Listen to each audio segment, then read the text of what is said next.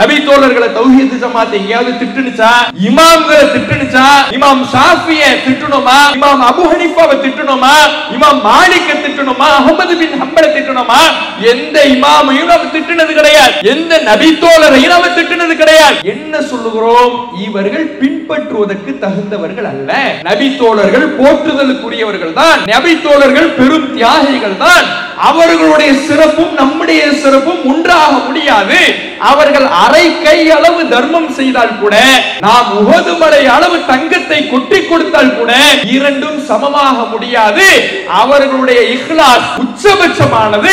அவர்கள் இறைவனுடைய பொருத்தத்தை பெற்றவர்கள், இறைவனால் சுவனத்துக்கு நன்மாராயம் சொல்லப்பட்டவர்கள் இருக்கிறார்கள். இதுல எல்லாம் தௌஹீத் ஜமாத்துக்கு எந்த மாற்று கருத்தும் இல்லை. மார்க்கம் அதை சொல்லுகிறது, நாமும் ஏற்றுக்கொள்கிறோம். அந்த நபி தோழர்களின் சிறப்புகளை மக்களுக்கு கொண்டு செல்கிறோம். அந்த நபி தோழர்கள் தான் நமக்கு திருமறை குர்ஆனை தொகுத்து கொடுத்தார்கள், மக்களுக்கு சொல்லுகிறோம். மாற்று கருத்தை இல்லை. எங்கே மாற்று கருத்து வருகிறது? அவர்கள் சிறந்தவர்கள் என்பதனால், அவர்களை நாம் நேசிக்கிறோம் என்கின்ற காரணத்தினால் அவர்கள் மார்க்க ஆதாரங்களாக ஆகிவிடுவார்களா? அஸ்ஸலாமு அலைக்கும் வரஹ்மத்துல்லாஹி வபரகாத்துஹு. இந்த சத்திய முழக்க மாநாட்டில் இறை செய்தியை இறுக பற்றிய இப்ராஹிம் நபி என்ற தலைப்பு வழங்கப்பட்டிருக்கிறது. அல்லாஹ் ரப்பல் ஆலமீன் மனித சமுதாயத்தை படைத்து மனிதர்களை நல்வழிப்படுத்த வேண்டும் என்பதற்காக ஏராளமான இறை தூதர்களை இறைவன் இந்த உலகத்தில் நியமித்திருக்கிறான். இறைவன் தன்னுடைய வழிகாட்டுதல்களை, உபதேசங்களை, அறிவுரைகளை தனது தூதர்களின் வாயிலாக இந்த மக்களுக்கு ஒவ்வொரு காலகட்டத்திலேயும் அல்லாஹ் எடுத்துரைத்திருக்கிறார். இவ்வாறு இறை தூதர்களின் வாயிலாக அல்லாஹ்விடமிருந்து எந்த செய்தி மக்களுக்கானதாக வழங்கப்பட்டதோ அதைத்தான் இஸ்லாம் இறை செய்தி என்று வகைப்படுத்துகிறது. இந்த இறை செய்தி தான் இஸ்லாத்தின் மூல ஆதாரம். மார்க்கம் என்று நாம் ஒரு விஷயத்தை பின்பற்றுவதாக இருந்தால் அது இறை செய்தியின் அடிப்படையில் அமைந்ததாக இருக்க வேண்டும். இறைவனிடமிருந்து அருளப்பட்ட செய்தி எதை நமக்கு அறிவுறுத்துகிறதோ, எதை நமக்கு சட்டமாக சொல்லுகிறதோ, ஹலால் என்று தீர்மானிக்கிறதோ, ஹராம் என்று தீர்மானிக்கிறதோ, அது மட்டும்தான் பின்பற்றுவதற்கு தகுதியானது. அதை தவிர்த்து வேறு யாருடைய சொந்த கருத்துக்களும் சுய கருத்துக்களும் மார்க்கத்தின் மூல ஆதாரங்களாக ஆகிவிடாது என்பதுதான் இஸ்லாம் நமக்கு சொல்லித் தருகின்ற அடிப்படையான கொள்கை. அல்லாஹ் ரப்பல் ஆலமீன் இதை சில காரண காரியங்களோடு நமக்கு எடுத்துரைக்கின்றான். திருமறை குர்ஆனிலே இறைவன் பேசுகிற பொழுது, அலா லில்லாஹி தீனுல் ஹாலிஸ், அறிந்து கொள்ளுங்கள், இந்த தூய்மையான இஸ்லாமிய மார்க்கம் அல்லாஹுக்கு சொந்தமானது. இந்த இஸ்லாத்திற்கு உரிமையாளன், இந்த இஸ்லாத்துக்கு சொந்தக்காரன், இந்த மார்க்கத்துக்கு பொறுப்பாளன் அல்லாஹ் மட்டும்தான் என்கின்ற அடிப்படையை இந்த வசனத்தின் மூலமாக அல்லாஹ் சொல்லி தருகிறான். மார்க்கத்துக்கு பொறுப்பாளன் அல்லாஹ் தான் என்றால் அதனுடைய பொருள் என்ன?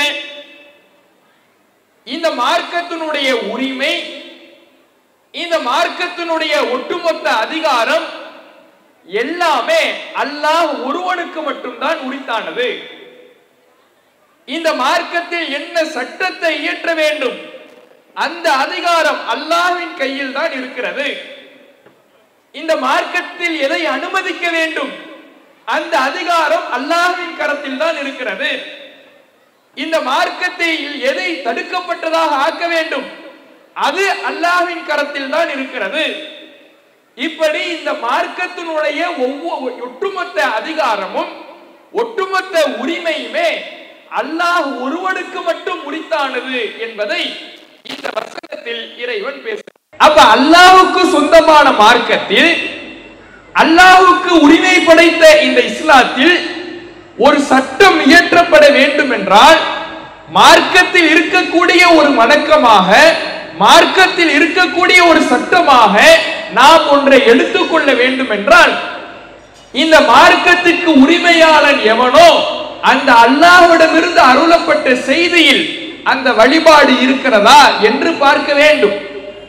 அந்த அல்லாஹ்விடமிருந்து அருளப்பட்ட செய்தியில் இந்த சட்டம் இருக்கிறதா என்பதை உற்று நோக்க வேண்டும். அப்படி அல்லாஹ்விடமிருந்து அருளப்பட்ட செய்தியில் எது சொல்லப்பட்டிருக்கிறதோ அது மட்டும்தான் இஸ்லாம், அது மட்டும்தான் பின்பற்றுவதற்கு தகுதியான செய்தி என்பதை அல்லாஹ் ரப்பல் ஆலமீன் இஸ்லாத்தின் அடிப்படையாக நமக்கு கற்றுத் தருகிறார். இதை இன்னொரு இடத்திலேயும் இன்னும் சற்று விவரமாக இறைவன் பதிவு செய்கிறான்.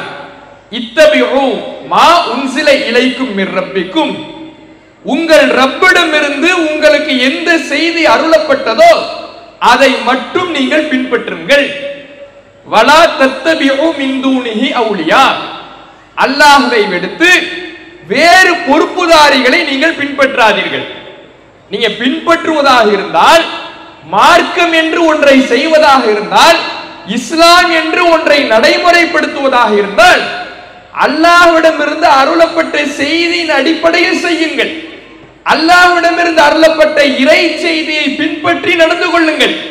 வலா தத்தபிஉ மின் தூனிஹி அவுலியா, அல்லாஹ்வை விடுத்து இந்த மார்க்கத்துக்கு உரிமையாளனை தவிர்த்து வேறு பொறுப்புதாரிகளை பின்பற்றாதீர்கள்.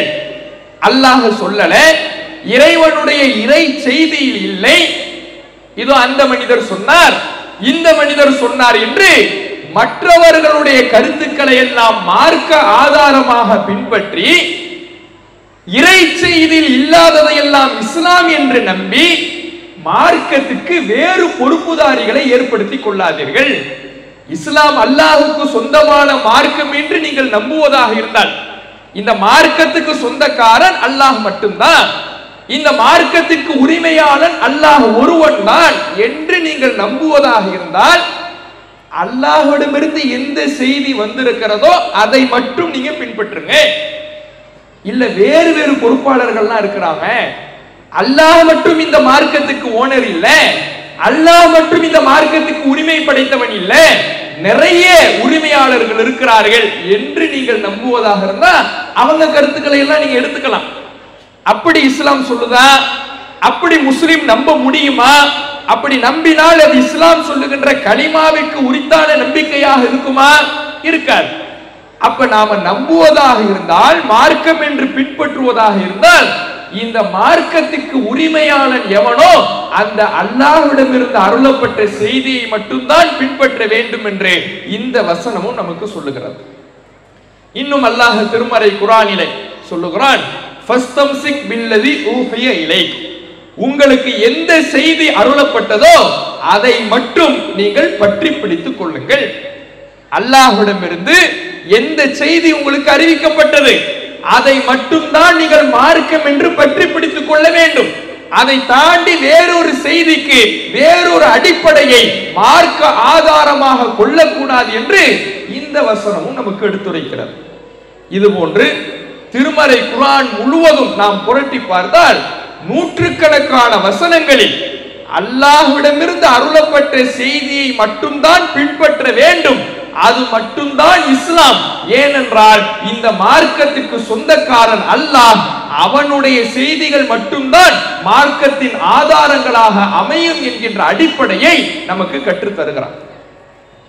ஆனால் இன்றைக்கு இந்த அடிப்படைக்கு மாற்றமாக இஸ்லாம் கற்றுத்தருகிற இந்த அடிப்படை கொள்கைக்கு எதிராக மனிதர்களுடைய கருத்துக்களை எல்லாம் மார்க்க ஆதாரமாக ஆக்கக்கூடிய நிலையை பார்க்கிறோம். இறை செய்தி என்றால் அல்லாஹ்விடமிருந்து அருளப்பட்ட செய்தி. அந்த செய்தி நமக்கு இரண்டு விதத்தில் கிடைக்கப்பட்டிருக்கிறது. ஒன்று திருமறை குர்ஆன், மற்றொன்று ஆதாரபூர்வமான ஹதீஸ்கள். இந்த ரெண்டும் தான் அல்லாஹ்விடமிருந்து அருளப்பட்ட செய்தி. ஒன்று குர்ஆன், இன்னொன்று அல்லாஹ்விடமிருந்து அருளப்பட்ட நபிகள் நாயகம் ஸல்லல்லாஹு அலைஹி வஸல்லம் அவர்களுடைய சொல் செயல் அங்கீகாரம் என்ற ஹதீஸ்கள். இதுதான் இறை செய்தின்னு சொல்றோம். இதை மட்டும்தான் இஸ்லாத்தின் ஆதாரமாக எடுக்க வேண்டும் என்று திருமறை குர்ஆனுடைய நூற்றுக்கணக்கான வசனங்கள் நமக்கு சொல்லி தந்திருக்கும் பொழுது, இன்றைக்கு இதற்கு மாற்றமாக மனிதர்களுடைய கருத்துக்களை எல்லாம் மார்க்க ஆதாரமாக ஆக்கக்கூடிய கொள்கையிலே பலர் இருப்பதை பார்க்கிறோம். எப்படியெல்லாம் இருக்கிறாங்க? 4 மதுஹபுகள்ல ஏதேனும் ஒரு மதுஹபை நீங்கள் சார்ந்திருக்க வேண்டும் என்று சொல்லக்கூடியதை பார்க்கலாம். நீங்கள் ஷாஃபியாக இருக்க வேண்டும், அல்லது ஹனஃபியாக இருக்க வேண்டும், மாலிகியாக இருக்க வேண்டும், அல்லது ஹம்பலியாக இருக்க வேண்டும். இப்படி 4 மதுஹபுகளில் ஏதேனும் ஒரு மதுஹபை நீங்கள் சார்ந்து இருந்தால்தான் நீங்கள் முஸ்லிம் என்று சொல்லக்கூடியதை பார்க்கிறோம். இந்த தௌஹீது பிரச்சார மக்களிடத்திலே வேரூன்றுவதற்கு முன்னால் தமிழகத்தில் பல்வேறு பள்ளிவாசல்களில் போர்டு வச்சிருப்பாங்க. என்ன போர்டு? 4 மதுஹபுல ஏதேனும் ஒரு மதுஹபை சார்ந்தவர் தான் இந்த பள்ளிவாசலில் தொழ வேண்டும், அவரை தவிர வேறு யாருக்கும் இந்த பள்ளிவாசலில் அனுமதி இல்லை என்று பள்ளிவாசல்களில் அறிவிப்பு பலகை வைத்திருக்கின்ற அளவுக்கு மதுஹபினுடைய வெறி மக்களிடத்தில் அதிகமாக காணப்பட்டது. ஷாஃபியா நீரி அல்லது ஹனஃபியா இருக்கணும், மாலிகியா இருக்கணும், அல்லது ஹம்பலியா இருக்கணும். 4 மதுஹபுல ஏதேனும் ஒன்றை சார்ந்திருந்தால்தான் நீ முஸ்லிம் என்று சொல்லுகின்ற அளவுக்கு மனிதர்களுடைய கருத்துக்களை மார்க்க ஆதாரமாக ஆக்கியிருந்தாங்க. இந்த மதுஹபுங்கிறது என்ன? 4 இமாம்கள். இமாம் ஷாஃபியை பின்பற்றக்கூடியவர்கள் ஷாஃபி மதுஹபினர். இமாம் அபூ ஹனீஃபாவுடைய கருத்துக்களையும் அவருடைய மாணவர்களுடைய கருத்துக்களையும் பின்பற்றக்கூடியவர்கள் ஹனஃபி மதுஹபினர். இமாம் மாலிக்குடைய கருத்துக்களையும் அவருடைய மாணவர்களுடைய கருத்துக்களையும் மார்க்க ஆதாரமாக பின்பற்றக்கூடியவர்கள் மாலிக் மதுஹபினர். இமாம் அஹ்மது பின் ஹம்பலுடைய கருத்துக்களையும் அவருடைய மாணவர்களுடைய கருத்துக்களையும் பின்பற்றக்கூடியவர்கள் ஹம்பலி மதுஹபினர்.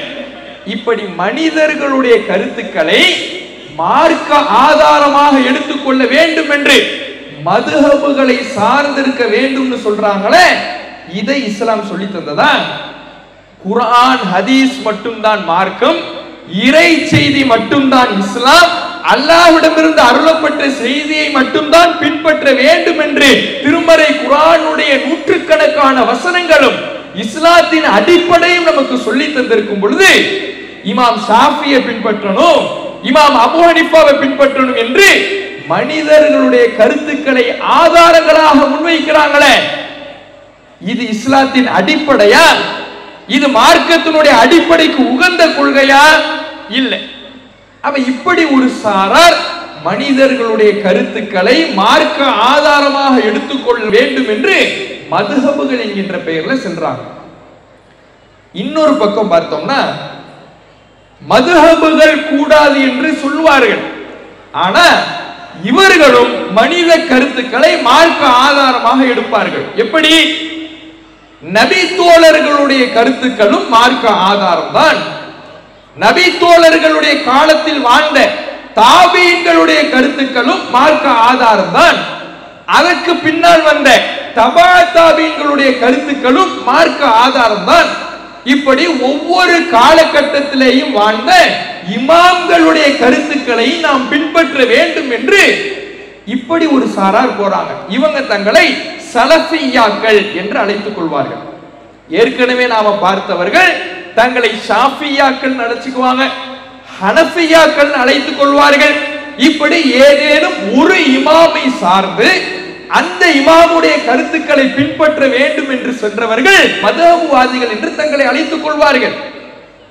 எல்லாரையும் பின்பற்றணும்னு போறாங்கல்ல, நபி தோழர்களை பின்பற்றணும், தாபீன்களை பின்பற்றணும், தபா தாபீன்களை பின்பற்றணும், ஒவ்வொரு காலகட்டத்திலும் வாழ்ந்த இமாம்களை பின்பற்ற வேண்டும் என்று கொள்கையை சொல்லுகிறார்களே, இவர்கள் தங்களை சலஃபியாக்கள் என்று அழைத்துக் கொள்வார்கள். இந்த 2 விதத்திலேயும் மனித கருத்துக்களை மார்க்கத்தினுடைய மூல ஆதாரங்களாக ஆக்கக்கூடியவர்களாக இன்றைக்கு மக்கள் மத்தியிலே இஸ்லாத்தின் அடிப்படைக்கு முரணாக வழிகட்ட கொள்கையை மக்கள் மத்தியிலே பிரச்சாரம் செய்து வருகிறார்கள். அப்ப இது எப்படி மார்க்க அடிப்படையில் சரியானதா, இது மார்க்கத்தினுடைய அடிப்படைக்கு உகந்ததா என்பதை நாம் முழுமையாக தெரிந்து கொள்ள வேண்டும்.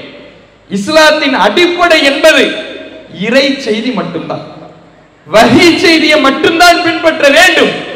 அல்லாஹ்வின் புறத்திலிருந்து அனுப்பப்பட்ட இறை தூதர்கள் இந்த மக்களுக்கு என்ன செய்தியை எடுத்துரைத்தார்களோ அதுதான் இறை செய்தி.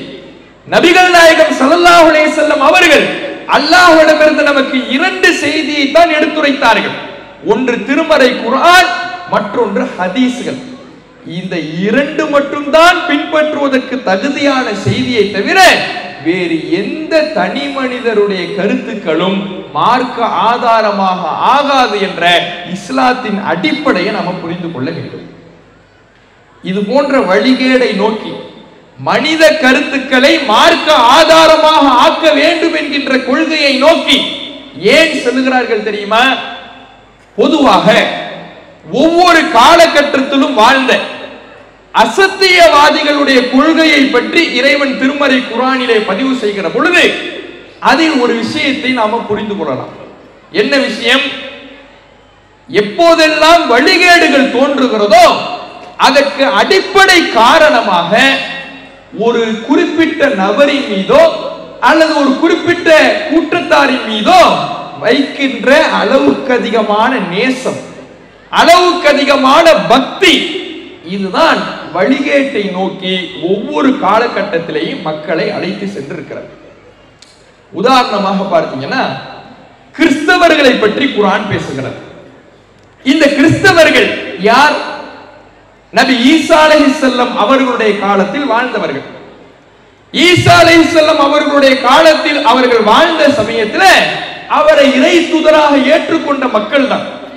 ஆனால் காலப்போக்கிலே ஈசா நபி அவர்கள் இறைவனால் உயர்த்தப்பட்டதற்கு பிறகு தன்னை இறை தூதர் என்று வாதிட்ட ஈசா நபி அவர்களை அவர்கள் இறை தூதர் என்கின்ற அந்தஸ்தை தாண்டி வரம்பு மீறி புகழ ஆரம்பித்தார்கள். இவர் இறை தூதர் அல்ல, இவர் சாதாரண மனிதர் அல்ல, கடவுளின் குமாரர், இறைவனுடைய மகன் என்கின்ற அளவுக்கு ஈசா நபி அவர்களின் மீது எந்த அளவுக்கு நேசம் வைக்க வேண்டும் என்று மார்க்கம் சொல்லுகிறதோ அதை தாண்டி நேசம் என்கின்ற பெயரிலே பக்தியாக கண்மூடித்தனமாக மார்க்க வரையறையை மீறி அந்த ஈசா நபி அவர்களே சொல்லாத அளவுக்கு அந்த நபியை கடவுள் என்ற நிலைக்கு உயர்த்தினாங்க. அங்கேதான் கிறிஸ்தவம் என்கின்ற ஒரு வழிகேடு பிறந்தது. அதே போல கிறிஸ்தவர்களை பற்றி இறைவன் குர்ஆனிலே இன்னொரு இடத்தில் பேசுகிற பொழுது வல்லதீன இத்தஹது அஹ்பாரஹும் வ ருஹ்பானஹும் அர்பாபம் மின் தூனில்லாஹ், இவர்கள் எத்தகையவர்கள் என்றால் அல்லாஹ்வை விடுத்து தங்களுடைய மத குருமார்களையும் பாதிரிமார்களையும் கடவுள்களாக தேர்ந்தெடுத்து கொண்டவர்கள். இந்த கிறிஸ்தவர்கள் யூதர்கள் எல்லாம் எப்படிப்பட்டவர்கள் என்றால் தங்களுடைய மத குருமார்களையும் தங்களுடைய பாதிரிமார்களையும் கடவுள்களாக தேர்ந்தெடுத்துக் கொண்டவர்கள். கடவுள்களாக தேர்ந்தெடுத்துக் கொண்டாங்கன்னா அவர்களை யாராவது போய் இறைவன் சொன்னாங்களா? எந்த கிறிஸ்தவர்களாவது எந்த யூதர்களாவது தங்களுடைய மதகுருமார்களை பாதிரிமார்களை பார்த்து நீங்கள் தான் எங்களுடைய கடவுள் என்று சொன்னார்களா? அப்படி சொல்லல. அவர்களை எந்த அளவுக்கு மதிக்க வேண்டும் என்று மார்க்கம் சொன்னதோ அதை தாண்டி அதற்கு அதிகமாக அளவு கடந்து நேசிக்கிறோம் என்கின்ற பெயரிலே அந்த மதகுருமார்கள் என்னெல்லாம் சொன்னாங்களோ அதெல்லாம் மார்க்கம்னு நம்பினாங்க. மார்க்கம்னு நம்புறதா இருந்தா அல்லாஹ்வுடைய செய்தியை மட்டும் நம்பி இருக்க வேண்டும். இறைவனிடமிருந்து அவர்களுக்கு என்ன சட்டங்கள் சொல்லப்பட்டதோ அதை மட்டும் பின்பற்றிருக்க வேண்டும். அப்படி பின்பற்றாமல் அவர்கள் தங்களுடைய தலைவர்களை தங்களுடைய மதகுருமார்களை எல்லாம் மனிதன் என்கின்ற அந்தஸ்தை தாண்டி இவர் என்ன சொன்னாலும் மார்க்க சட்டம் என்று நம்பிய காரணத்தினால், நேசம் என்கின்ற பெயரிலே பக்தி வைத்த காரணத்தினால், நேசத்தின் பெயரால் வரம்பு மீறிய காரணத்தினால் அவர்கள் வழிகேட்டுக்கு போனாங்கன்னு குர்ஆன் பேசுது. அப்ப இப்படி வரலாறு எந்த இடங்களில் எல்லாம் நல்ல மனிதர்களின் மீது நேசம் என்கின்ற பெயரிலே பக்தி வைத்து வரம்பு கடந்து செல்லுகிறார்களோ அங்கே வழிகேடு பிறந்திருக்கிறது என்று திருமறை குர்ஆன் சொல்லுகிறார். மக்கத்து இணை வைப்பாளர்கள் குறித்து கூட இறைவன் சொல்லுகிறார். இறைவன் திருமறை குர்ஆனிலே சொல்லுகின்ற பொழுது ஒமினன் நாசி மை யத்தகிது மின் தூனில்லாஹி அந்தாதா, அல்லாஹ்வை விடுத்து இணை கடவுள்களை சில மக்கள் தேர்ந்தெடுத்துக் கொள்கிறார்கள். யுஹிப்பூனஹும் கஹுப்பில்லாஹ், அவர்கள் அல்லாஹ்வை எப்படி நேசிக்க வேண்டுமோ அதை போல அவர்கள் யாரையெல்லாம் இணை கடவுள்களாக தேர்ந்தெடுத்துக் கொள்கிறார்களோ அவர்களை நேசிக்கிறாங்க. அல்லாஹ்வின் மீது மனிதன் வைக்க வேண்டிய நேசம் தான் உச்சத்தில் இருக்கணும், முதல் தரத்தில் இருக்கணும். அது மாதிரி இவர்கள் யாரையெல்லாம் இணை கடவுள்களாக எடுத்துக் கொள்கிறார்களோ அவர்களின் மீது நேசம் வச்சிருந்தாங்க. மக்கத்து முஷ்ரிக்கீன்கள் என்ன செஞ்சாங்க? அவர்களுக்கு முன்பு வாழ்ந்த நல்ல மனிதர்களை எல்லாம் சிலைகளாக வடிவமைச்சாங்க. ஏன் வடிவமைச்சாங்க? அவங்க ரொம்ப நல்ல மனுஷன், அவர் நல்லா வாழ்ந்தாரு, நல்ல இஹ்லாஸானவரா இருந்தாரு, நல்ல தொழுகையாளியா இருந்தாரு, நல்ல வணக்கசாலியா இருந்தாரு, நல்ல தர்மம் செஞ்சாரு, நல்ல மனுஷன் என்கின்ற நேசத்தினால் எப்படி நேசம் வைக்கணும்னு அல்லாஹ் சொன்னானோ அதிலே வரம்பு கடந்து அவர்களுக்கு சிலைகளை உருவாக்கினாங்க. நபி இப்ராஹிம் அலைஹிஸ்ஸலாம் அவர்களை நேசிக்கிறோம் என்று மக்கத்து முஷ்ரிக்கீன்கள் சொன்னார்கள். அபூ ஜஹல் சொன்னான், அபூ லஹப் சொன்னான். ஆனால் அவர்களுடைய நேசம் எப்படி இருந்தது? மார்க்கம் நபிமார்களை எப்படி நேசிக்க சொல்லுகிறதோ அந்த அளவுக்கு அவர்களுடைய நேசம் இருந்ததா, அல்லது அல்லாஹ்வை எப்படி நேசிக்கணும்னு சொல்லுகிறதோ அந்த அளவுக்கு இருந்ததா?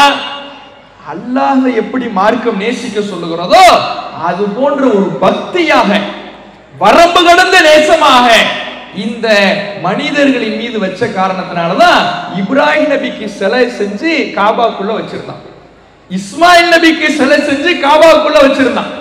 அப்ப வழிகேடுகள் எங்கே தூங்குகிறது என்றால், ஒவ்வொரு காலகட்டத்திலேயும் வழிகேட்டினுடைய வரலாறை பார்த்தீர்கள் என்றால் நேசம் என்கின்ற பெயரிலே மனிதர்களின் மீது அளவு கடந்து செல்லுகிற பொழுது, வரம்பு கடந்து செல்லுகிற பொழுது, எந்த அளவுக்கு ஒரு மனிதனை நேசிக்க வேண்டும் என்று மார்க்கம் சொல்லுகிறதோ அந்த வரையறையை தாண்டி செல்லுகிற பொழுதுதான் வழிகேடுகள் பிறந்திருக்கிறது என்று குர்ஆனுடைய வரலாறு நமக்கு சொல்லித் தருகிறது.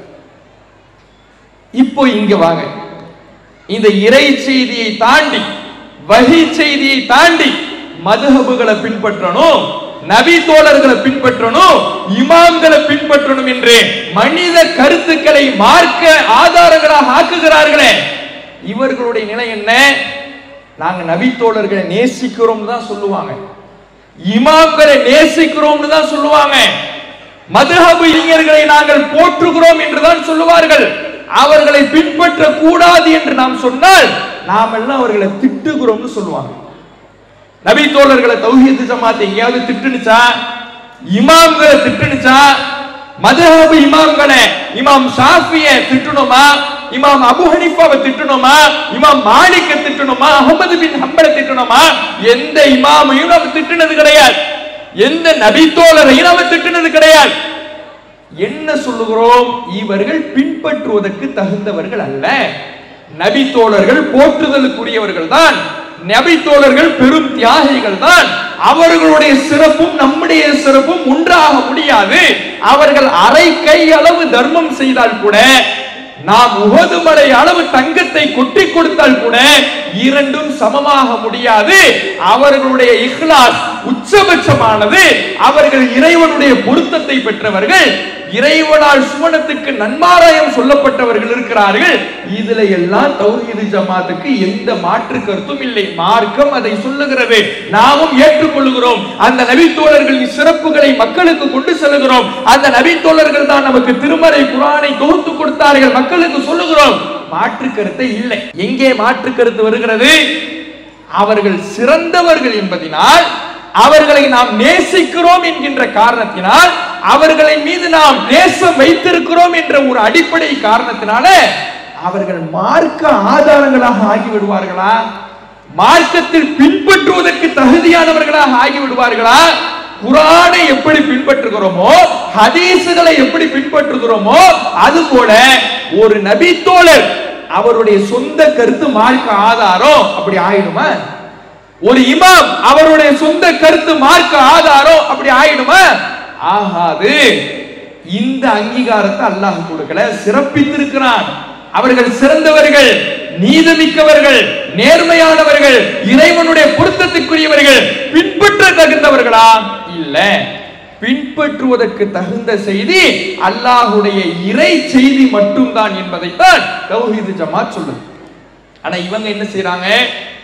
அல்லாஹ் புகழ்ந்திருக்கிறான்ல, அல்லாஹ் சிறப்பித்திருக்கிறான்ல, அதனால நாங்க இவர்களை நேசிக்கிறோம், நபி தோழர்களை நேசிக்கிறோம் என்று சொல்லிவிட்டு அந்த நேசத்துக்கு என்ன வரையறை வைக்கிறாங்க தெரியுமா? எப்படி நாம குர்ஆன் ஹதீஸ மாற்று கருத்து இல்லாம பின்பற்றுவோமா? குர்ஆன் ஹதீஸ்ல மாற்று கருத்து இல்லாம பின்பற்றுவோம். ஒரு குர்ஆன் வசனம் ஒன்னு சொல்லுது, ஒரு மூமினுடைய நிலை என்ன? மாகான லி முஃமினி வலா முஃமினத்தின் இதா கலல்லாஹு வ ரசூலுஹு அம்ரன். அல்லாஹ்வும் அல்லாஹ்வுடைய தூதரும் ஒரு காரியத்தை உங்களுக்கு தீர்மானித்து விட்டால் அன் யகூன லஹுமுல் ஹியரத்து மின் அம்ரிஹி, மாற்று கருத்து கொள்வது, சுய விருப்பம் கொள்வது எந்த இறை நம்பிக்கை கொண்ட ஆணுக்கும் அனுமதி இல்லை, எந்த இறை நம்பிக்கை கொண்ட பெண்ணுக்கும் அனுமதி இல்லை என்று அல்லாஹ் குர்ஆன் வசனத்துக்கும் ஹதீஸுக்கும் ஒரு வரையறையை சொல்றானே. மாற்று கருத்து இல்லாம நீ பின்பற்றணுமா? அதுக்கு தகுந்த செய்தி குர்ஆனும் ஹதீஸும் தான். சொன்னவுடன் கட்டுப்படுகின்ற செய்தியாக இருக்கணுமா? அதுக்கு தகுந்த செய்தி குர்ஆனும் ஹதீஸும் தான் அல்லாஹ் சொல்றானே. இது மாதிரி இந்த தன்மையில நபி தோழருடைய கருத்தை நீங்க பின்பற்றணும், தாபீன்களுடைய கருத்துக்களை நீங்க பின்பற்றணும், தபா தாபீன்களுடைய கருத்துக்களை பின்பற்றணும், இமாம்களுடைய கருத்துக்களை பின்பற்றணும் என்று முன்னோர்களுடைய மனித கருத்துக்களுக்கு எந்த தகுதியை கொடுக்கிறாங்க? அல்லாஹ்வுடைய வார்த்தைக்கு என்ன தகுதியை கொடுப்போமோ, மாற்று கருத்து கொள்ளாமல் பின்பற்ற வேண்டும் என்கின்ற தகுதியை இறைவன் கொடுக்கிறானோ அது போன்ற தகுதியை அவங்களை நேசிக்கிறோங்கிற பெயர்ல கொடுக்கிறாங்க. இப்படியா மார்க்க நேசிக்க சொன்னுச்சு? நேசிங்க, நேசிப்பது ஈமானிய அடையாளம். ஹுப்புல் அன்சார், அன்சாரிகளை நேசிப்பது ஈமானிய அம்சம். நேசிக்கணும், அந்த நேசம் இருக்கிறதுக்காக பின்பற்ற சொல்லுச்சா? அல்லாஹ்வுடைய வார்த்தையை போல நபி தோழர்களுடைய வார்த்தையை ஆக்குங்கள் என்று இஸ்லாம் சொன்னதா? எங்கேயுமே சொல்லலையே. அப்ப நேசம் என்கின்ற பெயரிலே, பக்தி என்கின்ற பெயரிலே எப்போதெல்லாம் வரம்பு கடக்கப்படுகிறதோ, வரம்பு மீறப்படுகிறதோ அது வழிகேட்டிற்குத்தான் அழைத்து செல்லும் என்பதற்கு நிகழ்கால நம் கண் முன்னால் இருக்கின்ற உதாரணங்களாக இந்த மதுஹப்வாதிகளும், நபி தோழர்களை பின்பற்ற வேண்டும் என்று சொல்லக்கூடியவர்களும், இமாம்களை பின்பற்ற வேண்டும் என்று சொல்லக்கூடிய இந்த சலஃபி கொள்கைக்காரர்களும் இருக்கிறார்கள். இப்ப மதுஹப் எடுத்து பாருங்க. மதுஹபுகள் அதுல குர்ஆன் வசனத்துக்கு முரணாகவே ஏராளமான சட்டங்கள் இருப்பதை நாம பார்க்கணும். உதாரணத்துக்கு 1-2 மட்டும் நம்ம பார்ப்போமே. இப்ப திருமறை குர்ஆனிலே ஹதீஸ்லையும் பார்த்தீங்கன்னா மார்க்கம் நிறைய வணக்க வழிபாடுகளை சட்டதிட்டங்களை சொல்லி தருது. அதுல ஒரு சட்டம் என்ன அப்படின்னா, பஞ்சம் வறட்சி நிலவுகிற பொழுது மழை தொழுகையை நபிகள் நாயகம் ஸல்லல்லாஹு அலைஹி வஸல்லம் அவர்கள் தொழுது இருக்கிறாங்க.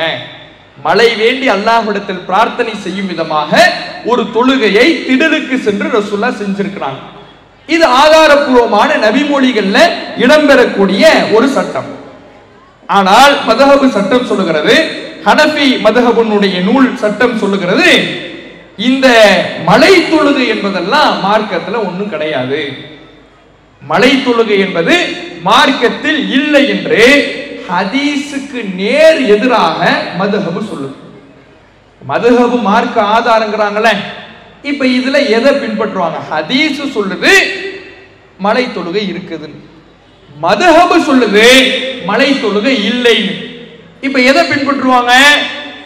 எந்த குர்ஆன் ஹதீஸ் மட்டும்தான் மார்க்க ஆதாரம் என்று நாம் நின்று விட்டால் இங்க நம்ம தடுமாற தேவையே இல்லை. இல்ல குர்ஆன் ஹதீஸ் மட்டும் கிடையாது, இமாம்களுடைய கருத்துக்களும் மார்க்க ஆதாரம் தான், நபி தோழர்களுடைய கருத்துக்களும் மார்க்க ஆதாரம் தான் என்று சொல்லுகிறார்களே, அவர்கள் ஹதீஸுக்கு முரணாகத்தான் சட்டம் எழுதி வைக்கிறாங்க. ஹதீஸுக்கு முரணாகத்தான் மழை தொழுகை இல்லை என்று நடைமுறையில் இருக்கிறார்கள். ஏன்? எங்க இமாம் சொல்லிட்டாருங்கிறாங்க. அப்ப எங்க கொண்டு போய் வைக்கிறாங்க? அல்லாஹ் குர்ஆனிலே கேட்கிறானே, அம்லஹும் ஷுரகா ஷரஉ லஹும் மினத் தீன் மா லம் யஅஸன் பிஹில்லாஹ். அல்லாஹ் சொல்லாததை மார்க்க சட்டம் என்று சட்டம் இயற்றிக் கொள்ளுகிற இணை கடவுள்கள் அவர்களுக்கு இருக்கிறார்களா? அல்லாஹ் கேட்கிறான். நீங்க அவர் சொன்னா மார்க்கம், இவர் சொன்னா மார்க்கம், இந்த இமாம் சொன்னா மார்க்கம், அந்த இமாம் சொன்னா மார்க்கம், நபி தோழர்களுடைய கருத்துக்கள் மார்க்கம்னு பின்பற்றீங்களே, அவர்களுக்கெல்லாம் ஏன் அதிகாரத்தை கொடுத்துட்டீங்களா? எனக்கு சமமாக்குறீங்களா? இணை கடவுள்களாக ஆக்குறீங்களான்னு அல்லாஹ் கேட்கிறானே. அதற்கு தகுந்தவாறு இன்றைக்கு இந்த மதுஹப்வாதிகள் என்கின்ற பெயரிலே ஹதீஸுக்கு நேர் மாற்றமாக போய்கிட்டு இருக்கிறாங்களே. இன்னும் தெளிவாக எல்லோரும் அறிந்து கொள்ளுகின்ற வகையில உதாரணம்னா, இன்னைக்கும் நீங்க ஹனஃபி மதுஹப் பள்ளிகளுக்கு போனீங்கன்னா மகரிபு தொழுகிறதுல மகரிபு தொழுகைக்கு பாங்கு டைம் போட்டிருப்பாங்க. உதாரணத்துக்கு 6:30 அப்படின்னு போட்டிருக்காங்க. பாங்கு 6:30க்கு. இக்காமத்து இப்ப மற்ற பள்ளிகள்லாம் பார்த்தீங்கன்னா அதுல இருந்து ஒரு 10 நிமிடம் வச்சிருப்பாங்க. ஏன்? சுன்னத்து தொழுவதற்கு இடைவெளி விடணுங்கிறதுக்காக. ஆனா ஹனஃபி மதுஹபினுடைய பள்ளிக்கு போய் பார்த்தீங்கன்னா உடன் எழுதி வச்சிருப்பாங்க. 6:30க்கு பாங்கு, இக்காமத்து எப்ப? பாங்கு முடிஞ்ச உடனே. ஏன்? ஹனஃபி மதுஹபினுடைய சட்டத்தின் அடிப்படையில மகரிபுக்கு முன் சுன்னத்து என்பது கிடையாது. அவர்களுடைய அதாவது ஹிதாயா என்ற புத்தகத்திலே எழுதி வச்சிருக்கிறாங்க, வலா யுத்தனஃபலு பஅதல் குரூபி கப்லல் ஃபர்ல். சூரியன் மறைந்ததற்கு பின்னால் தொழக்கூடிய அந்த மகரிபு தொழுகைக்கு ஃபர்லுக்கு முன்னால, மகரிபு தொழுகையினுடைய ஃபர்லுக்கு முன்னால எந்த சுன்னத்தான தொழுகையும் கிடையாது. மகரிபுக்கு பாங்கு சொல்லிட்டாங்கன்னா நீங்க கடமையான தொழுகையை தான் நிறைவேற்றணும்னு ஹனஃபி மதுஹப் நூல்ல எழுதி வச்சிருக்கிறாங்க. அதனாலதான் இன்றைக்கு ஹனஃபி மதுஹப் பள்ளிகள்ல கேப் விட மாட்டாங்க. பாங்குக்கு இக்காமத்துக்கும் பாங்கு சொன்னாங்களா உடனே மகரிபுனுடைய இக்காமத்து. ஆனா ஹதீஸ் என்ன சொல்லி தருது? நபிகள் நாயகம் ஸல்லல்லாஹு அலைஹி வஸல்லம் அவர்கள் சஹாபாக்களுக்கு கட்டளையாகவே போடுறாங்க, மக்களுக்கு அறிவிப்பு செய்யறாங்க. சல்லு கபலல் மக்ரிப், சல்லு கபலல் மக்ரிப், சல்லு கபலல் மக்ரிப். மக்ரிபுக்கு முன்னால் நீங்கள் தொழுவுங்கள், மக்ரிபுக்கு முன்னால் தொழுவுங்கள் என்று அல்லாஹ்வுடைய தூதர் அவர்கள் மக்களுக்கு வலியுறுத்தி சொன்ன ஒரு சுன்னத்தாக, அதிகம் அல்லாஹ்வுடைய தூதரவர்கள் மக்களுக்கு வலியுறுத்தி சொன்ன ஒரு சுன்னத் தொழுகையாக மகரிபுக்கு முன்னால் தொழுகின்ற 2 ரக்காத் சுன்னத் தொழுகை இருக்கிறது. ஆதாரபூர்வமான சஹீஹான ஹதீஸ்ல ரசூலுல்லாஹ்வுடைய கட்டளையாக வந்திருக்கும் பொழுது இன்றைக்கும் மதுஹப்வாதிகள் இமாம் சொல்லிட்டாரு, ஹிதாயா புத்தகத்தில் இருக்கிறது, மதுஹப் நூல்ல எழுதப்பட்டிருக்கிறது என்று சுன்னத் தொழுகையை புறக்கணித்து வராங்களே. இது இஸ்லாத்தின் அடிப்படைக்கு உகந்த கொள்கையா? அல்லாஹ் கேட்கிறான் இல்லையா, அத்துஅல்லிமுனல்லாஹ பீதீனிக்கும், அல்லாஹ்வுடைய மார்க்கத்தை நீங்க அவனுக்கே கத்துக் கொடுக்கிறீங்களா? இஸ்லாம்ங்கிறது அல்லாஹ்வுடைய மார்க்கம். இதுல எதை செய்யணும் செய்யக்கூடாது தெளிவாக உங்களுக்கு இறை செய்தியாக வழங்கப்பட்டு விட்டது. அதைத்தான் நீங்க பின்பற்றணும். இல்ல அவர் சொன்னாரு, இந்த இமாம் சொல்லியிருக்கிறாரு, ஹனஃபி மதுஹப்ல சுன்னத் இல்லன்னு எழுதி வச்சிருக்காங்கன்னா அப்ப அல்லாஹ் சொன்னது தப்பா? அல்லாஹ்வுக்கே நீங்க மார்க்கத்தை கத்து கொடுக்கிறீங்களான்னு அல்லாஹ் கடுமையான எச்சரிக்கை வார்த்தையோடு சொல்லுகிறானே. அப்ப எவ்வளவு பெரிய இறைவனுடைய கண்டனத்துக்குரிய கொள்கை என்பதை நாமே இதிலிருந்து தெரிந்து கொள்ளலாம். அப்ப இப்படி இந்த மதுஹப்கள் என்பது குர்ஆன் ஹதீஸுக்கு நேர் முரணான சட்டங்களை எழுதி வைத்திருக்கக்கூடிய நூல்களாக இருக்குது. இப்ப என்ன தெரியுமா கேட்பாங்க, இந்த வழிகெட்ட கொள்கையில் இருக்கக்கூடியவர்கள் எல்லாம் ஆதாரத்தை முன்வைக்கவே மாட்டாங்க. இப்ப நாம ஒவ்வொன்றுக்கும் ஆதாரம் சொன்னோம்.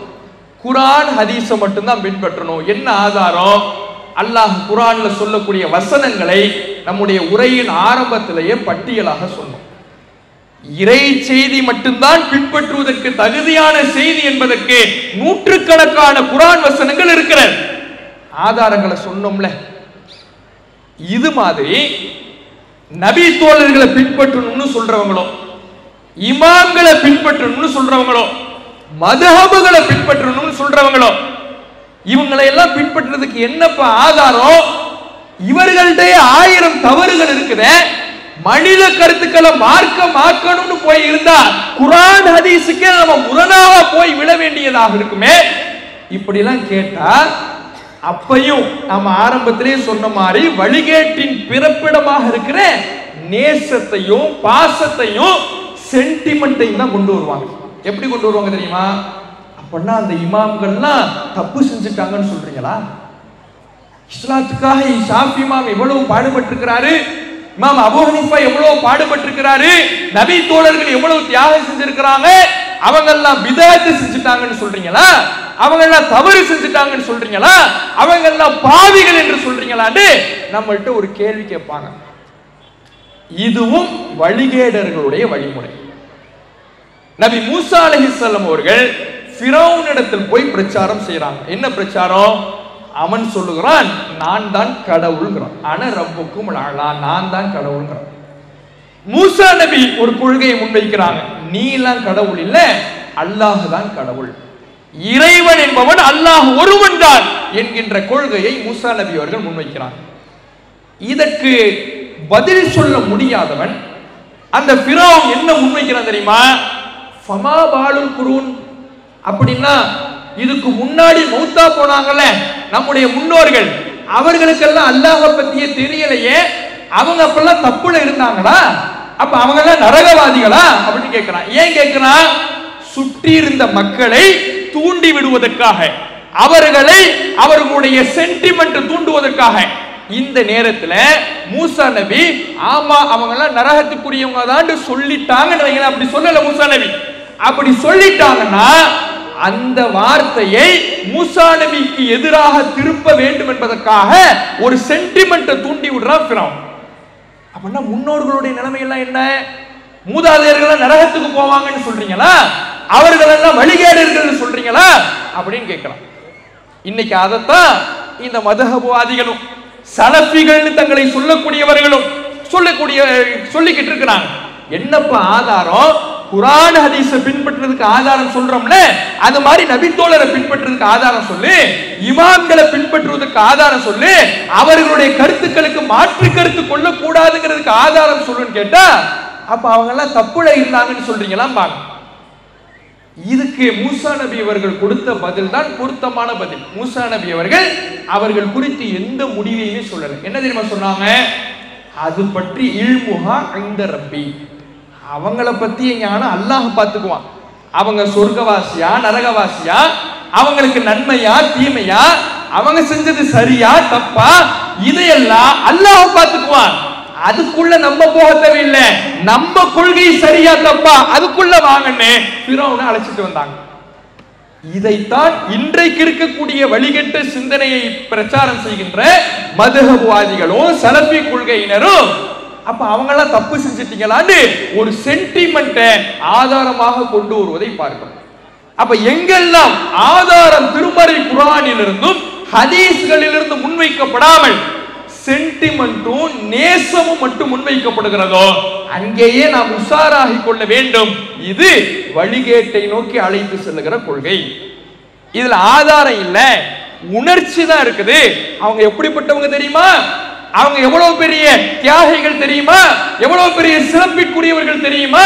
அவங்க எவ்வளவு பெரிய புகழுக்குரியவர்கள் தெரியுமா? இறைவனுடைய திருப்பொருத்தத்திற்குரியவர்கள் தெரியுமான்னு சிறப்புகளாக பட்டியலிடப்பட்டால் இந்த கொள்கையில் ஆதாரம் இல்லை என்பதை புரிந்து கொள்ள வேண்டும். இதுதான் இன்றைக்கு மதுஹபுவாதிகள்கிட்டையும் சலஃபி கொள்கையினரிடத்திலையும் இருக்கிறது. அடுத்தது பாருங்க, திருமறை குர்ஆன் இன்னொரு அடிப்படையும் நமக்கு கற்றுத்தருகிறது. என்ன அடிப்படை? நாம் ஒரு விஷயத்தை பின்பற்றும் பொழுது, ஒரு சட்டத்தை பின்பற்றும் பொழுது, மார்க்கம் என்று ஒன்றை நாம் செய்யும் பொழுது அதற்கு அல்லாஹ்விடத்தில் செய்தது குறித்து பேசுவதற்கு மறுமை நாளிலே நிறுத்தப்படும் பொழுது ஆதாரத்தை தான் கை காட்ட வேண்டுமே தவிர ஆட்களை கை காட்டவே கூடாது. இது இஸ்லாம் கற்றுத்தருகிற அடிப்படை. மறுமையில நமக்கு அல்லாஹ் கேட்கிறான், மஹரிபுக்கு முன்னாடி சுன்னத் தொழுதில எந்த அடிப்படையில் தொழுது? அல்லாஹ் இந்த இருக்க ஹதீஸ் ரசூலுல்லாஹ் சொன்னாங்க, அல்லாஹ்வுடைய தூதர் அவர்கள் எங்களுக்கு கட்டளை போட்டாங்க, அந்த ஹதீஸை நான் படிச்சேன், அந்த ஹதீஸ்ல மஹரிபு தொழுகுமாறு எனக்கு கட்டளையிடப்பட்டிருந்துச்சு, அதனால நான் தொழுதேன் இப்படின்னு சொன்னா இந்த ஆதாரத்தை நாம் முன்வைத்தால் நாம மறுமையில தப்பிச்சுக்கலாம். நபர்களை முன்னிறுத்தணும்னு வைங்க, ஆதாரத்தை குர்ஆனின் ஹதீஸ் என்கின்ற ஆதாரத்தை முன்வைக்காமல் நபர்களை கை காட்டணும்னா, அல்லாஹ் எனக்கு ஒண்ணுமே தெரியாது, எனக்கு எதுவுமே தெரியாது, நான் குர்ஆனையும் பார்க்கல ஹதீஸையும் பார்க்கல, இதோ அபூ ஹனீஃபா இமாம் சொல்லி தந்தாரு அதனால நான் செஞ்சேன், இப்படி நபர்களை கை காட்டணும்னு வைங்க, அதுக்கு அல்லாஹ்விடத்துல எந்த மன்னிப்புமே கிடையாது, எந்தவித எக்ஸ்கியூஸுமே கிடையாது. அல்லாஹ்விடத்திலே அது தண்டனைக்குரிய பெரும் பாவமாக திருமறை குர்ஆன் நமக்கு எடுத்து சொல்லுது. அல்லாஹ்வுடைய முன்னிலையில் நாம் நிறுத்தப்படும் பொழுது நம் சார்பாக அல்லாஹ்விடத்தில் நாம் செய்ததற்கு திருமறை குர்ஆனிலிருந்தும் ஹதீஸ்களிலிருந்தும் ஆதாரங்கள் தான் எடுத்து சொல்லப்பட வேண்டுமே தவிர இந்த நபர் செய்தார், அந்த நபர் செய்தார், நபி தோழர் செய்தார், இமாம் செய்தார் என்று நபர்களை கை காட்டினோம் என்றால் நம்முடைய சேருமிடம் நரகமாக அமைந்தது. அல்லாஹ் திருமறை குர்ஆனிலே இந்த அடிப்படையும் நமக்கு சொல்லித் தருகிறான். யௌம துகல்லபு உஜூஹுஹும் ஃபின்னார், நரகத்தில் சில முகங்கள் நாளை மறுமை நாளிலே போட்டு புரட்டப்படும். அவர்கள் சொல்வார்கள், யா லைத்தனா அத்தஅனல்லாஹ வ அத்தஅனர் ரசூலா, உலகத்துல நான் வாழ்ந்தப்ப அல்லாஹ் ரசூலுக்கு மட்டும் கட்டுப்பட்டு இருக்கணும். அல்லாஹ் ரசூலுக்கு மட்டும் கட்டுப்பட்டு இருக்கணும்னா என்ன அர்த்தம்? குர்ஆன் ஹதீஸ்ங்கிற ஆதாரத்தின் அடிப்படையில் மட்டும் நான் நின்றிருக்க வேண்டும். அப்படி நான் நிக்கல, அப்படி நான் இல்ல. குர்ஆன் ஹதீஸ் என்ற ஆதாரத்தின் அடிப்படையிலே என்னுடைய கொள்கையை அமைத்துக் கொள்ளவில்லை. இன்னா தஅனா சாதத்தனா வ குபரானா ஃபஅல்லூன சபீலா, எங்களுடைய முன்னோர்களுக்கு நான் கட்டுப்பட்டேன், எங்களுடைய மூதாதையர்களுக்கு நான் கட்டுப்பட்டேன், அதனால நான் வழிகேட்டுல வீழ்ந்து நரகத்துல வந்து கிடக்கிறேன். நபர்களை கை காட்டினோம் என்றார், இவரை பின்பற்றின அவரை பின்பற்றினே ஆட்களை கை காட்டினோம் என்றால் அல்லாஹ்விடத்தில் அது ஏற்றுக்கொள்ளப்படாது. நீ எந்த ஹதீஸ் அடிப்படையில் பின்பற்றின, எந்த குர்ஆன் வசனத்தின் அடிப்படையில் பின்பற்றின, அதை நாம் சிந்திக்கிறோம், அதை யோசிக்கிறோம், அதை ஆய்வு செய்கிறோம். அது ஒரு உண்மையிலேயே அல்லாஹ்வுடைய பார்வையில் தவறாகவே இருந்தால் கூட நமக்கு ஒரு கூலி அல்லாஹ் தந்துருவான். சரியாக இருந்தா 2 கூலி. நாம ஆய்வு செஞ்சது, நாம யோசிச்சு பார்த்தது, நம்முடைய சிந்தனையிலே அசை போட்டது அல்லாஹ்வுடைய பார்வையில் உண்மையிலே தவறாக இருந்தால் கூட அதற்கு ஒரு கூலியை அல்லாஹ் தந்து விடுவான். நாம தப்பா செஞ்சிருந்தா கூட ஒரு கூலி கிடைச்சிடும். எப்ப ஆதாரத்தை அல்லாஹ்ட்ட காட்டணும்னா, அந்த ஆதாரத்தில் நாம தப்பா புரிஞ்சிருந்தா கூட ஒரு கூலி. ஆனா ஆளை கை காட்டணும்னு வைங்க, இவர் செஞ்சாரு, அபூ ஹனீஃபா செஞ்சாரு, ஷாஃபி செஞ்சாரு, இப்னு உமர் செஞ்சாரு, அந்த நபி தோழர் செஞ்சாரு, இந்த நபி தோழர் செஞ்சாருன்னு ஆட்களை கை காட்டினோம்னா இவர்களை நான் பின்பற்ற சொன்னா, இவர்களை மார்க்க ஆதாரமாக எடுக்க சொன்னா, மார்க்க ஆதாரம்ங்கிறது குர்ஆன் ஹதீஸ் தானே, அந்த அடிப்படையில் தானே நீ நின்று இருக்கணும். அந்த அடிப்படையில் நிற்காம இந்த மனிதர்களின் பின்னாலே ஏன் போன? நரகத்தில் போட்டு புரட்டும் பொழுதுதான் அந்த மனிதன் உணர்வானா, இன் அத்தஅனல்லாஹ வ அத்தஅனர் ரசூலா, நான் அல்லாஹ் ரசூல்னு மட்டும் நின்னு இருந்தா இந்த நரகத்துல விழுந்திருக்க மாட்டேன், இந்த நபர்கள் பின்னால போனதுனாலதான் இந்த நரகத்துல வந்து விழுந்தேன். அப்போ மார்க்கத்தின் அடிப்படை என்பது நாம் பின்பற்றக்கூடிய, நாம் எடுக்கக்கூடிய ஒவ்வொரு விஷயத்துக்கும், வணக்க வழிபாட்டுக்கும், சட்டதிட்டத்துக்கும் குர்ஆன் ஹதீஸ் என்கின்ற ஆதாரத்தின் அடிப்படையில் நிற்க வேண்டுமே தவிர நபர்களை கை காட்டினோம் என்றால் அது நம்மை நாளை மறுமையிலே வழிகேட்டுக்கு அழைத்து சென்றுவிடும். அது யாராக இருந்தாலும் சரி. அபூபக்கரை நீங்க கை காட்டினீங்கன்னா அபூபக்கர் சொர்க்கத்துக்கு போயிடுவாரு. நாம அவர் பின்னாடி நாம சொர்க்கத்துக்கு ஓடிட முடியாது. ஏன்? சொர்க்கத்துக்கு போகணுங்கிற நற்செய்தி அபூபக்கருக்கு தான் அல்லாஹ்வுடைய தூதர் சொன்னாங்க. அபூபக்கர் ரலியல்லாஹு அன்ஹு அவர்கள் சொர்க்கத்துக்கு போயிடுவாரு. அவருக்கு அல்லாஹ் கொடுத்த நற்செய்தியின் காரணத்தினால் அவரிடத்தில் சில தவறுகள் மார்க்க ரீதியாக இருந்தால் கூட, மார்க்க ரீதியான தவறான முடிவுகளை அவர் எடுத்திருந்தால் கூட அல்லாஹ்வால் அவர் மன்னிக்கப்பட்டு அவர் சொர்க்கத்துக்கு போயிடுவாரு. நாம போய் நின்னுகிட்டு, யா அல்லாஹ் நான் அபூபக்கர் பின்னாடியே ஓடி வந்தேன், அபூபக்கர் ரலியல்லாஹு அன்ஹு அவர்கள் என்னெல்லாம் செஞ்சாரோ அதையெல்லாம் நானும் செஞ்சேன் அப்படின்னு போனா உன்னை யார் அவர் பின்னாடி வர சொன்னா?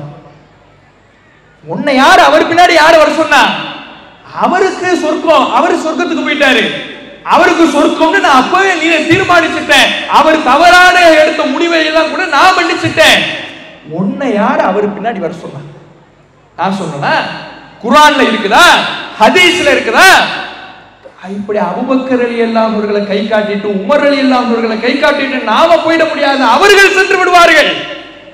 நாம் அல்லாஹ்விடத்தில் தப்பிக்க வேண்டும் என்றால் குர்ஆன் ஹதீஸ் என்கின்ற அடிப்படையிலே தான் நிற்க வேண்டுமே தவிர ஆதாரங்களுக்கு தான் கை காட்ட வேண்டுமே தவிர நபர்களை நோக்கி நாம் கை காட்டி அல்லாஹ்விடத்தில் தப்பித்துக் கொள்ளவே முடியாது என்ற இந்த அடிப்படையையும் நாம தெரிந்து கொள்ள வேண்டும். ஏன்னா இதெல்லாம் இந்த மதுஹபுகளுக்கும் சலஃபி கொள்கைக்கும் எதிரான இஸ்லாம் சொல்லக்கூடிய அடிப்படையாக இருக்கு. அடுத்தது, எவ்வளவு சிறப்பிற்குரியவர்களாக இருந்தாலும் அவர்களுடைய சொந்த கருத்துக்கள் மார்க்க ஆதாரமாக ஆகாது. இதுக்கு மிகச்சிறந்த எடுத்துக்காட்டு நபி இப்ராஹிம் அலைஹிஸ்ஸலாம் தான்.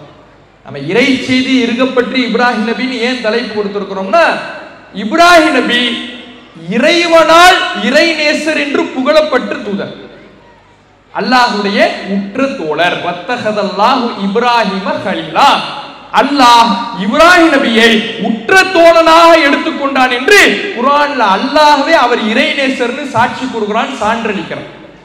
அப்படிப்பட்ட இப்ராஹிம் நபி அவராக சொந்தமாக இந்த மார்க்கத்தில் ஒரு விஷயத்தை நுழைச்சிட முடியுமா, அல்லது அவர் சொந்த கருத்தை இந்த மார்க்கத்தின் பேரால சொல்லிட முடியுமான்னு கேட்டா அதுக்கான அனுமதியோ அதிகாரமோ இப்ராஹிம் நபிக்கே கிடையாது. இன்னைக்கு மதுஹபுகளை பின்பற்றவங்களும் நபி தோழர்களை பின்பற்றவங்களும் அவங்களா எவ்வளவு சிறந்தவங்க தெரியுமா, எவ்வளவு பெரிய நல்லடியார்கள் தெரியுமாங்கிறாங்கல்ல. நல்லடியார் என்பது அவருடைய மறுமை வாழ்வை காப்பாற்றுமே தவிர நம்ம அவரை பின்பற்ற வேண்டும் என்பதற்கு எந்த உத்தரவாதமும் எந்த ஆதாரமும் கிடையாது.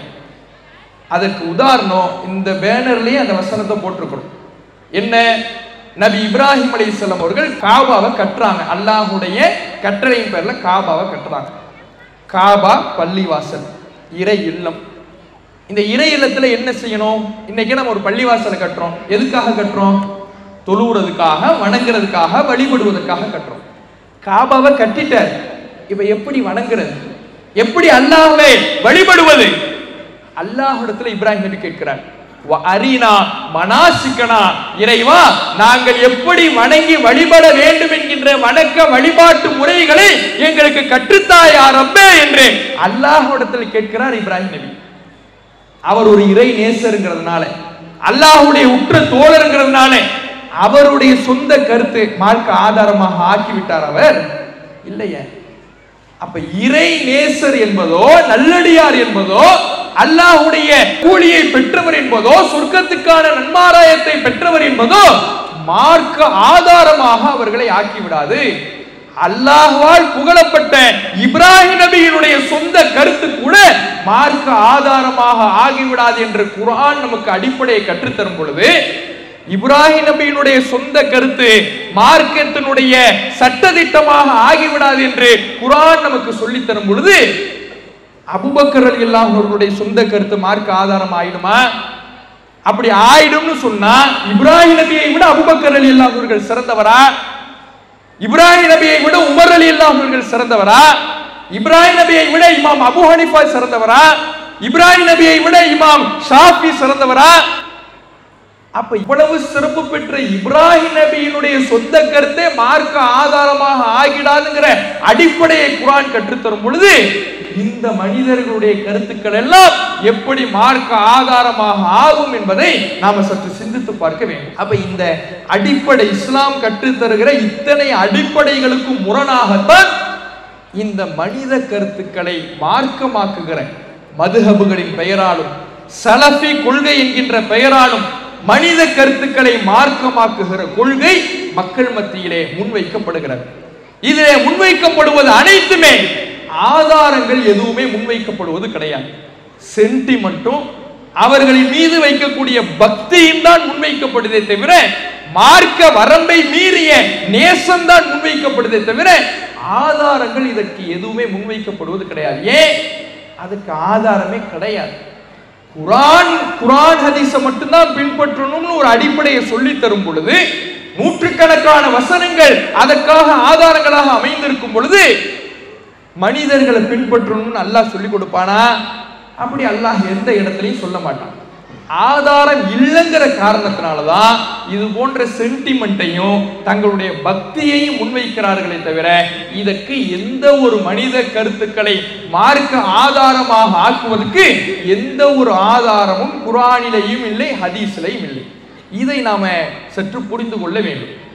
அப்ப மாற்று கருத்து இல்லாமல் நாம ஒரு செய்தியை பின்பற்றுகிறோம் என்றால் அது குர்ஆனும் ஆதாரபூர்வமான நபிமொழிகளும் தான். அதுதான் மாற்று கருத்துக்கு அப்பாற்பட்ட செய்தி. ஒரு மனிதருடைய கருத்தை மாற்று கருத்து இல்லாமல் பின்பற்ற வேண்டும் என்று சொல்லுகிறோம் என்றால் அது அந்த கருத்தை நாம அல்லாஹ்வுடைய வார்த்தைக்கு நிகராக ஆக்குகிறோம் என்று பொருள். இந்த சமயத்துல ரொம்ப ஒரு அறிவுபூர்வமா சிந்திச்சு கேள்வி கேட்கிற மாதிரி ஒரு கேள்வி கேட்பாங்க. என்ன கேள்வி? இன்றைக்கு இந்த சலஃபி கொள்கையை பின்பற்றுகிறோம் என்று சொல்லக்கூடியவர்கள் அவர்கள் இந்த கேள்வி கேட்கிறாங்க. இது இவங்க இன்னைக்கு கேட்ட கேள்வி இல்லை. இதற்கு முன்பாக மதுஹப்வாதிகளும் இதே கேள்வியை தான் கேட்டாங்க. என்ன கேள்வி கேட்டாங்க? நபித்தோழர்களுடைய கருத்துக்களை நாங்க மார்க்க ஆதாரமாக கொள்ளக்கூடாது, இமாம்களுடைய கருத்துக்களை மார்க்க ஆதாரமாக கொள்ளக்கூடாது, தௌஹீத் ஜமாத்தினுடைய கருத்தை மட்டும் நாங்க மார்க்க ஆதாரமாக கொள்ளணுமா அப்படிம்பாங்க. இங்க தௌஹீத் ஜமாத் இங்க பேசுற ஒவ்வொருவருடைய கருத்தையும் ஆதாரமாக கொள்ளுங்க அப்படின்னு நான் சொல்றோம். நாங்க பேசுகிற கருத்துக்களை எல்லாம் ஒரு புக்கா எழுதி இதை நீங்க என்ன பண்ணுங்க, இந்த பக்கத்துல இதற்கான ஆதாரம் இருக்குதுன்னு சொல்றோம். இங்க எதை முன்வைக்கிறோம்? குர்ஆன் வசனத்தை முன்வைக்கிறோம், ஹதீஸ்களை முன்வைக்கிறோம். அந்த குர்ஆன் வசனமும் ஹதீஸும் சொல்லுகின்ற முடிவுகளை முன்வைக்கிறோம். இதில் ஒரு மாற்று கருத்து கொள்ளுகிறார் என்றால் அது அவருடைய உரிமை. மாற்று கருத்துக்கு அப்பாற்பட்ட கருத்தை இந்த தௌஹீத் ஜமாத்தில் நாங்கள் சொல்லுகிறோம் என்று முன்வைக்கவே இல்லை. இது மனிதர்களால் ஆன ஜமாத். இந்த மனிதர்களால் ஆன ஜமாத்துல குர்ஆனை நாங்கள் முன்வைக்கிறோம், ஹதீஸை முன்வைக்கிறோம். இங்கு சொல்லப்படுகிற கருத்தில் ஒருவர் மாற்று கருத்து கொள்ளலாம், கொள்வார். அப்படி கொண்டதுனாலதான் மாற்று கருத்துல இருக்கக்கூடியவர்கள் இந்த ஜமாத்துக்கு அப்பாற்பட்டு இருக்கிறாங்க. இந்த கருத்தை எங்களால ஏத்துக்க முடியலைன்னு போயிடுறாங்க. இந்த கருத்தை எங்களுக்கு ஏற்றுக்கொள்ளக்கூடிய வகையில் இருக்குது. ஏன்னா குர்ஆன்ல இருக்குது, ஹதீஸ்ல இருக்குதுன்னு இருக்கக்கூடிய மக்கள் இந்த ஜமாத்துல பயணிக்கிறாங்க. அப்ப மாற்று கருத்து கொள்ளக்கூடாதுன்னு சொல்லவே இல்லை. ஒருவருக்கு தௌஹீத் ஜமாத் காட்டக்கூடிய ஆதாரத்துல, குர்ஆன் வசனத்துல, ஹதீஸ்ல மாற்று கருத்து இருக்கு, ஏற்றுக்கொள்ள முடியல அப்படின்னா இந்த ஜமாத்தின் அடையாளத்தை சட்டையை கழட்டுற மாதிரி கழட்டி போட்டுட்டு அவர் போய்கிட்டே இருப்பார். அது மாதிரி இந்த மதுஹபுகள் என்பது இதே தரத்தில் அமைந்ததுதான், சலஃபி கொள்கை என்பது இதே தரத்தில் அமைந்ததுதான் என்று சொல்லுகிற திராணி சலஃபி கொள்கையினருக்கும் மதுஹப்வாதிகளுக்கும் இருக்குதா? அப்படி கிடையாது. ஏன் அவங்க என்ன சொல்றாங்க? இந்த சலஃபி கொள்கைக்கு முரண்பட்டாலே வழிகேடு, நரகத்துக்கு கொண்டு போய் சேர்த்துறோம். மதுஹபுகளுக்கு முரண்பட்டாலே அது வழிகேடு, நரகத்துக்கு கொண்டு போய் சேர்த்து விடும் என்று சொல்கிறார்கள். அப்ப அப்படியா தௌஹீத் ஜமாத் சொல்லுது? இந்த ஜமாத்து சொல்லக்கூடியது ஆதாரத்தை தான் முன்வைக்கிறோம், குர்ஆன் வசனத்தை தான் முன்வைக்கிறோம், ஹதீஸை தான் முன்வைக்கிறோம். இங்க யாரும் சொந்த கருத்தை சொல்வது கிடையாது, சுய கருத்தை சொல்வது கிடையாது, சோக கருத்தை சொல்வது கிடையாது. அப்படி உங்களுக்கு தோன்றினால் அதுல மாற்று கருத்து கொண்டீங்கன்னா நீங்க இந்த ஜமாத்தினுடைய அடையாளத்தில் இருக்க வேண்டும் என்கின்ற அவசியம் இல்லை. ஜமாத்தினுடைய அடையாளத்தோடு தான் சுவனத்துக்கு போக வேண்டும் என்பது கிடையாது. மாற்று கருத்து கொள்கிறீர்களா, கொண்டு கொள்ளுங்கள். இது மாதிரி சொல்லுகிற திராணி சலஃபி கொள்கையினருக்கும் மதுஹப்வாதிகளுக்கும் இருக்குமா? கிடையாது. அவங்க அதுக்கு மாற்று கருத்தை கொள்ளக்கூடாது. குர்ஆன் வசனம் ஹதீஸ் எப்படி மாற்று கருத்துக்கு அப்பாற்பட்டதோ அது போன்று நபித்தோழருடைய கருத்தும் மாற்று கருத்துக்கு அப்பாற்பட்டது, இமாம்களுடைய கருத்தும் மாற்று கருத்துக்கு அப்பாற்பட்டது. அதைத்தான் முற்படுத்த வேண்டும், அதை தாண்டி சிந்திக்க கூடாது என்கின்ற ஒரு வழிகேட்ட கொள்கை நோக்கி அல்லாஹ்வுடைய செய்திக்கான தகுதியை மனித கருத்துக்களுக்கான தகுதியாக ஆக்குகின்ற அளவுக்கு அவர்கள் கொண்டு சென்று கொண்டிருக்கிறார்கள். அல்லாஹ் சொன்ன வசனத்தை மீண்டும் நினைவுபடுத்துகிறோம்.